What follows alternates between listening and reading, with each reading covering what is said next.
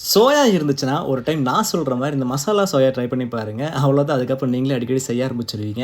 இது சப்பாத்தி, தோசை, ஆப்பமுக்கெல்லாம் வேற லெவல் காம்போவா இருக்கும். ஸோ எப்படின்னு சொல்றேன், மிஸ் பண்ணாம ட்ரை பண்ணி பார்த்துருங்க.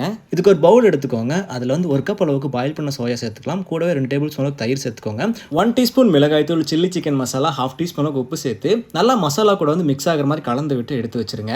இப்போ ஸ்டவ் ஆன் பண்ணிக்கலாம். ஒரு கடாயில வந்து சோயா வறுக்கிறதுக்கு தேவையான ஆயில் சேர்த்துக்கோங்க. இதில மேரினேட் பண்ணி வச்சிருந்த சோயா சேர்த்துட்டு நல்லா ஃப்ரை பண்ணிக்கோங்க. ரொம்ப ரோஸ்ட் பண்ணிட வேண்டாம். ஓரளவுக்கு ஃப்ரையாக இருந்தால் போதும். இந்த பக்குவத்தில் வந்து இருக்கிற மாதிரி எடுத்து வச்சுக்கோங்க. இப்போ எகைன் அதே கடாயில் ஆயில் சேர்த்து கட் பண்ண ஒரு வெங்காயம் சேர்த்து ஃப்ரை பண்ணுங்க. 1 டீஸ்பூன் இஞ்சி பூண்டு பேஸ்ட் சேர்த்து பச்சை வாசம் போனதும் ஒரு தக்காளி சேர்த்து நல்லா குக் பண்ணி மூடி போட்டு ஃப்ரை பண்ணி எடுத்துருங்க. இப்போ காரத்துக்கு 1 டீஸ்பூன் மிளகாய்த்தூள், சிக்கன் மசாலா, 1/2 டீஸ்பூன் கரம் மசாலா, உப்பு போட்டு நல்லா மிக்ஸ் பண்ணிக்கோங்க. கொஞ்சமாக தண்ணி சேர்த்து நல்லா மிக்ஸ் பண்ணி கலந்து விடுங்க.